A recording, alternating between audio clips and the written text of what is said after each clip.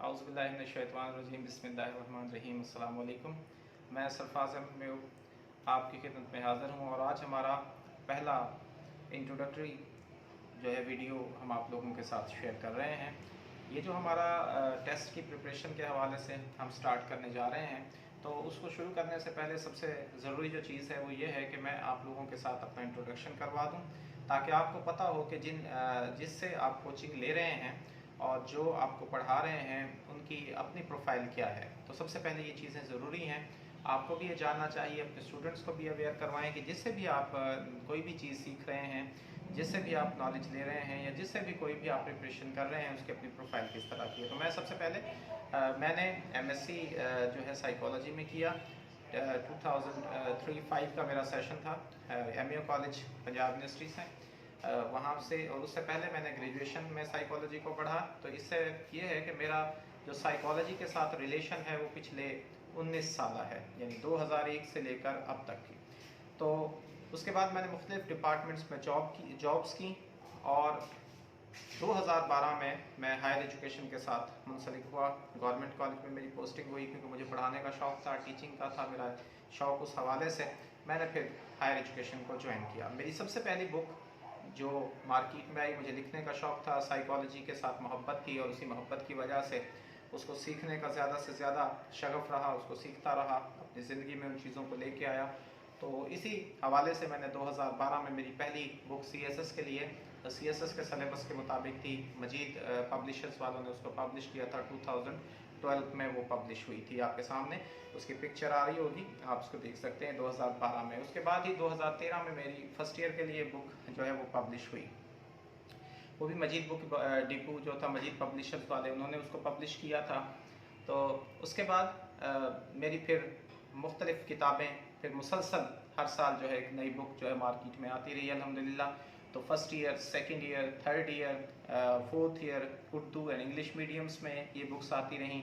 उसके साथ ही मेरी जनरल नॉलेज की बुक थी, कंसाइज जनरल नॉलेज के नाम से, वो पब्लिश हुई। एजुकेशन गाइड के नाम से एक एजुकेशन की बुक थी। फिर मैंने अभी रिसेंटली आपके सामने जो है वो मेरी एक, फिर पहले बीएस के लिए हवाले से एक बुक जो है वो पब्लिश हुई थी बीएस में। और अल्हम्दुलिल्लाह लाहौर के जो मेन कॉलेजेस और यूनिवर्सिटीज़ के साथ साथ पंजाब भर के जो मुख्तलिफ़ कॉलेजेस हैं उनमें मेरी मुख्तलिफ़ बुक्स जो हैं वो मुख्तलिफ़ क्लासेस के लिए पढ़ाई जा रही हैं।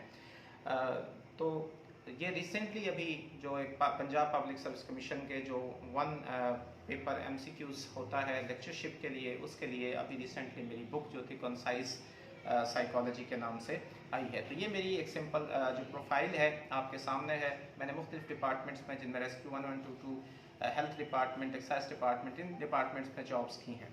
तो यहाँ अब जो है हम अब अगला जो पॉइंट है कि हमने पढ़ना किस तरह से है, किस तरह से चीज़ों को लेके चलना है।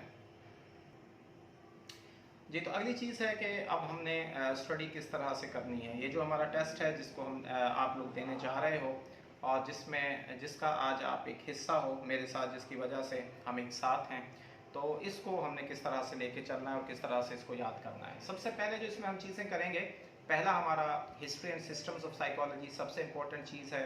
ग्रीक फिलॉसफी से लेकर हमने करंट जो हमारे पर्सपेक्टिव्स हैं, बायोलॉजिकल पर्सपेक्टिव्स तक हमने इन चीज़ों को स्टडी करना है। उसमें हमने ग्रीक्स को स्टडी करना है, उसमें हमने स्ट्रक्चरलिस्ट को स्टडी करना है, फंक्शनलिस्ट को स्टडी करना है, जो हमारे बेरिस्टिक स्कूल ऑफ थॉट था उसको, गेस्टाल्ट है, साइको एनालिसिस है, ह्यूमनिस्टिक है, कॉग्निटिव है।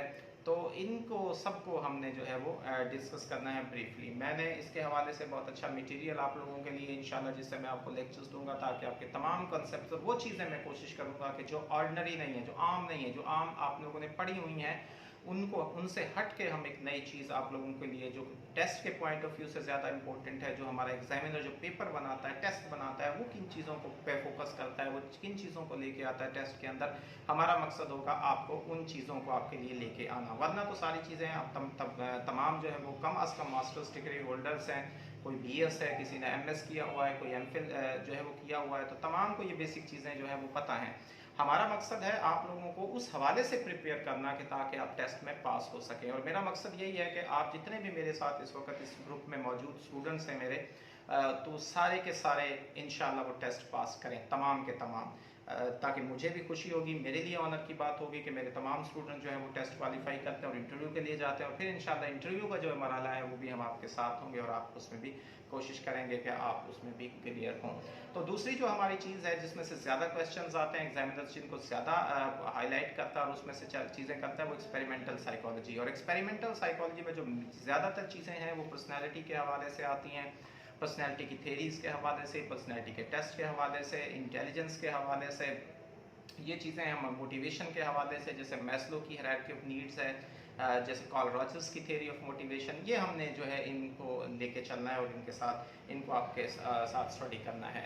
अगला जो हमारा मरहला है जिसमें से ज़्यादा क्वेश्चंस आते हैं वो एजुकेशनल साइकोलॉजी है और डेवलपमेंटल साइकोलॉजी है। डेवलपमेंटल साइकोलॉजी में हम जो डिस्कस करेंगे चीज़ें वो डेवलपमेंटल थेरीज़ हैं, जैसे कि जीन पियाजे की थेरी है, जैसे कि कोहलबर्ग की थेरी है।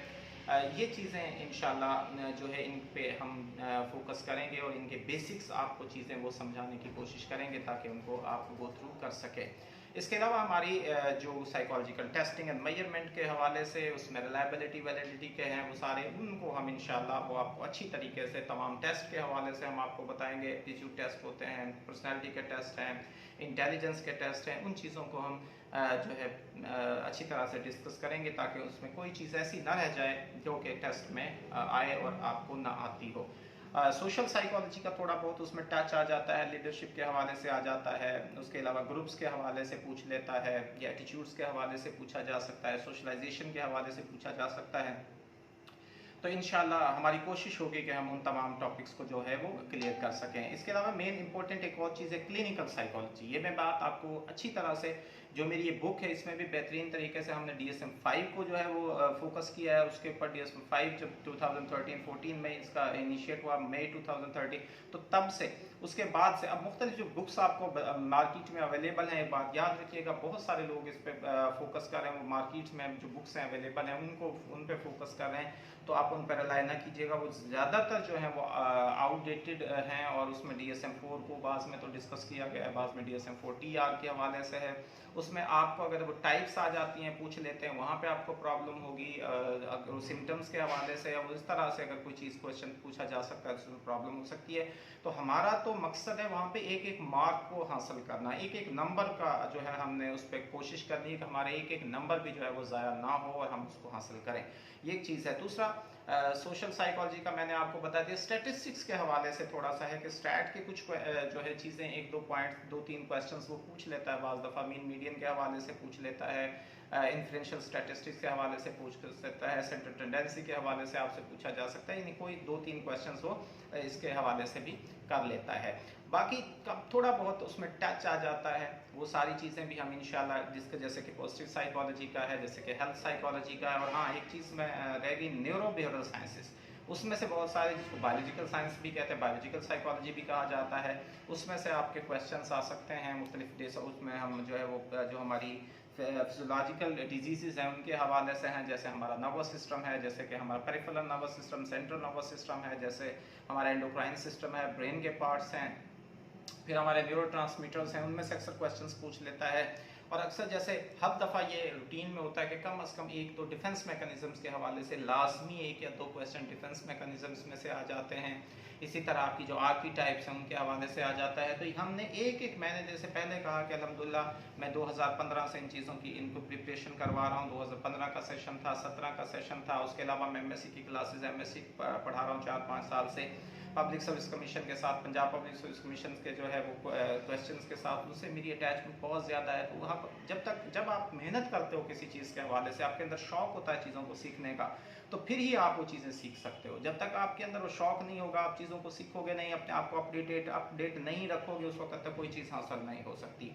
अब यही देख लें कि मैं 15 साल पहले MSc की, 15 साल MSc करने के बाद मैंने अब तक जो है वो चीज़ें, मैं अल्हम्दुलिल्लाह उन चीज़ों के साथ अटैच हूँ, उन चीज़ों को अपडेट करता रहता हूँ, अपने नॉलेज को भी, अपनी चीज़ों को, तो मैं वो चीज़ें आज तक उनके साथ हूँ और आप लोगों के सामने आज बैठ के ये आप लोगों के साथ डिस्कशन कर रहा हूँ। अगर ये ना होता तो मैं भी आउटडेट हो चुका होता उस हवाले से, और मुझे भी बहुत सारी चीज़ें, क्योंकि with the passage of time आपका नॉलेज जो है वो कम से कम होता जाता है अगर आप उसको बढ़ाने की कोशिश नहीं करेंगे। तो ये थोड़ा सा है इस हवाले से। मैं इसी तरह से आपके साथ वीडियोस हम बनाएंगे, वीडियोस बना के आपके साथ शेयर करेंगे, क्योंकि बहुत सारे इश्यूज़ होते हैं इंटरनेट के इश्यूज़ हैं, अगर हम जूम पे क्लासेस करते हैं, अगर गूगल मीट पे हम करते हैं, तो बहुत सारे स्टूडेंट जो कोई मिस हो जाएगा तो वो रह जाएगा, उसकी क्लास नहीं हो सकेगी, उसे चीज़ों का पता नहीं चल सकेगा।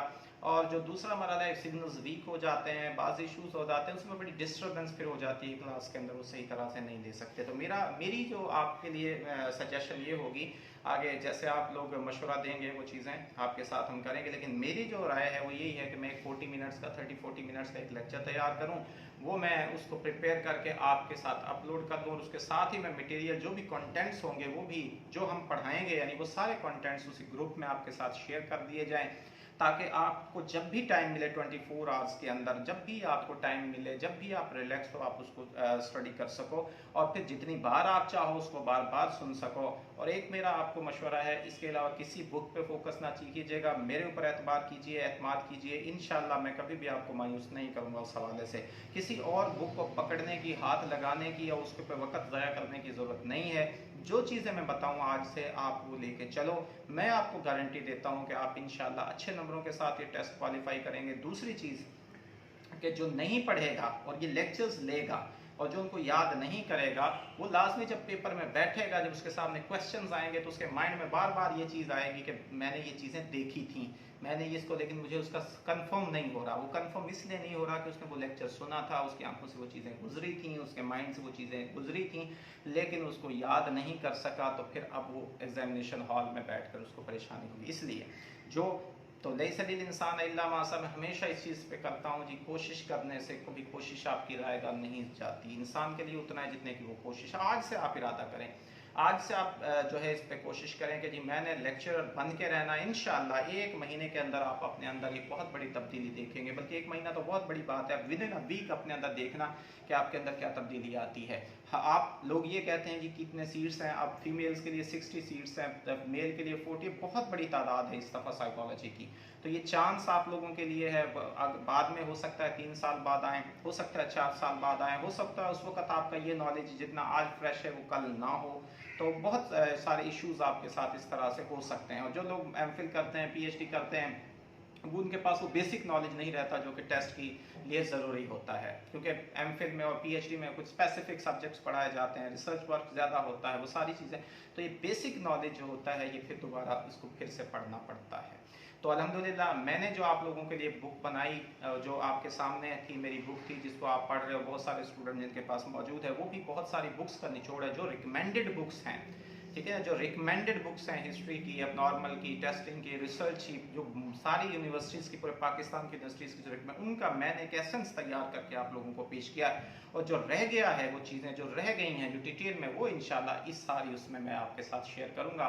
जब आपको कॉन्सेप्ट, क्योंकि जब पेपर में जो पेपर एग्जामिनर होता है वो अक्सर इस तरह से क्वेश्चन पूछता है कि आपके कॉन्सेप्चुअल नॉलेज को चेक करने के लिए, आपके कॉन्सेप्ट किस तरह, उसको घुमा फिरा के थोड़ा क्वेश्चन पूछ लेता है, वो डायरेक्ट नहीं पूछता आपसे। तो अगर आपका कॉन्सेप्ट क्लियर होंगे आपके, तो आपको कोई परेशानी नहीं होगी और आप इजीली, आप 90 मिनट्स की बजाय आप यकीन जाने 60 मिनट में पेपर करके बाहर आएंगे खुशी खुशी के मैंने पेपर सारा अटेम्प्ट कर लिया। वो सारी टेक्निक्स भी मैं इंशाल्लाह with the passage of time आप लोगों के साथ शेयर करता रहूँगा। पेपर से पहले भी जब आप जाएंगे इंशाल्लाह, उससे पहले भी मैंने आपको टिप्स देनी है कि आपने पेपर कैसे अटेम्प्ट करना है, किस तरह से क्वेश्चंस कौन से छोड़ने हैं और कौन से करने हैं, किस तरह से वो चीज़ें होंगी, इंशाल्लाह ये आपके साथ रहेंगे। एक आखिरी आज के लिए कि ये है कि कभी भी एमसीक्यूज पर रिलाई ना करना। मैं आपको एक बात बताऊं, कभी भी एमसीक्यूज पर रिलाई ना करना, कभी भी एमसीक्यूज प्रिपरेशन ना करना। कोई भी शख्स जो है वो, मेरी इतना सारे अरसे में मैंने सारी चीज़ें कि कभी एमसीक्यू से प्रिपेयर करके आप टेस्ट पास नहीं कर सकते। फिर अगर कोई पास कर लेता है, इंटरव्यू में जाके उसको परेशानी होती है कि उसने एक रट्टा लगाया होता है एमसीक्यूज को, और जब इंटरव्यू में वो पैनल के सामने जाता है तो वहाँ पे उसका नॉलेज सामने आ जाता है, पता चलता है कि इस बंदे को। और साइकोलॉजी एक ऐसा शोबा, एक प्रोफेशनल सब्जेक्ट है जिसको आपने कॉन्सेप्चुअली डिस्क्राइब करना होता है, बताना होता है, और आपको कि आपको सब्जेक्ट पे ग्रिप है और आप आगे डिलीवर करना चाहते हो। तो ये सारी चीज़ें इंशाल्लाह आपकी पर्सनालिटी ग्रूमिंग के हवाले से भी, आपने अपनी पर्सनालिटी के अंदर कैसे ग्रूमिंग लेके आती हैं, उन सारे मेरा जो एक्सपीरियंस है, मेरी जो चीज़ें हैं, इंशाल्लाह मैं कोशिश करूंगा कि वो आपके सामने सारी की सारी आपको मैं दे सकूं, अपना सारा एक्सपीरियंस आपके साथ शेयर कर सकूं और सारा नॉलेज आपको प्रोवाइड कर सकूं। तो आप कोशिश कीजिएगा इन चीज़ों को। आखिरी कि अब आपने ये लेक्चर जिस तरह से हमने इस तरीक़ेकार को लेके चला है, वो मैंने सारी चीज़ें बता दी हैं। पावर पॉइंट प्रेजेंटेशन स्लाइड्स आपको जो है वो ग्रुप में शेयर कर दी जाएंगी।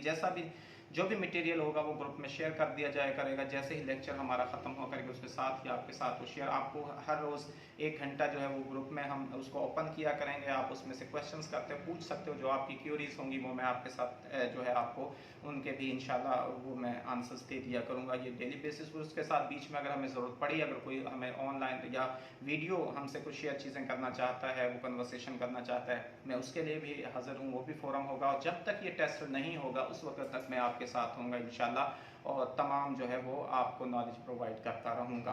अब आप लोगों ने ये लेक्चर जो है वो सुन लिया। इस लेक्चर को सुनने के बाद जो लोग इस बात से इत्तेफाक करते हैं कि वो मेरे साथ चलते हैं, वो इसको ज्वाइन करना चाहते हैं ग्रुप को, वो आपको लिए हम जो है इसके 24 आवर्स का टाइम दे रहे हैं। कल 12 PM तक का टाइम है। वो अपनी फ़ीस सबमिट करवा देंगे, मैं उनका भी अकाउंट में इसमें ग्रुप में वो अकाउंट नंबर और जो भी जो जैज़ कैश का है वो शेयर कर देंगे। तो जो इस ग्रुप में हमारे साथ वो अपनी पेमेंट, अपनी फ़ीस पे कर देंगे, वो हम उनको ऐड रखेंगे, और जो नहीं करेंगे कल 12 PM तक, तो उनको फिर हम जो है ग्रुप से रिमूव कर देंगे। तो वो इसका मतलब ये होगा कि वो हमारे साथ नहीं चलना चाहते वो, या वो स्टडी नहीं करना चाहते। तो कल 12 बजे तक का टाइम होगा, आप लोग डिसाइड कर लें। जो मैंने चीज़ें बताई हैं इंशाल्लाह इनसे बढ़ के, और आप ट्रस्ट कीजिएगा, ये 5000 रुपीज़ कोई इतनी बड़ी अमाउंट नहीं है, कोई इतनी बड़ी अमाउंट नहीं है। अगर आपका मुस्तकबिल कामयाब हो जाता है, आप एक सक्सेसफुल जो है वो साइकोलॉजिस्ट बन जाते हो, या आप एक लेक्चरर की ये जो सीट है वो हासिल कर लेते हो, तो मेरा नहीं ख्याल कि ये कोई घाटे का सौदा है। तो आप ट्रस्ट कीजिएगा, इंशाल्लाह हम आपके ट्रस्ट पर पूरा उतरने की कोशिश करेंगे। अल्लाह ताला से दुआ है कि अल्लाह ताला आपको कामयाब करे, आपके लिए आसानियाँ नसीब फरमाए और आसानियाँ तकसीम करने की तौफीक नसीब फरमाए। आपका बहुत शुक्रिया। कल फिर इंशाल्लाह मुलाकात होगी।